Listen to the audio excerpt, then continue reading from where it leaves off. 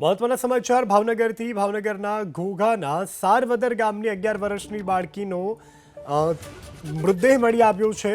આ 15 કલાક બાદ બાળકીનો મૃતદેહ મળી આવ્યો છે। વાડી વિસ્તારમાં રમતા રમતા નહેરના પાણીમાં બાળકી ગરકાવ થઈ હતી અને આ ઘટના ગઈકાલની છે અને બાળકીની શોધ પણ હાથ ધરવામાં આવી હતી, પરંતુ બાળકીનો કોઈ પત્તો ન લાગ્યો હતો। આખિરકાર 15 કલાક બાદ આ બાળકીનો મૃતદેહ મળી આવ્યો છે।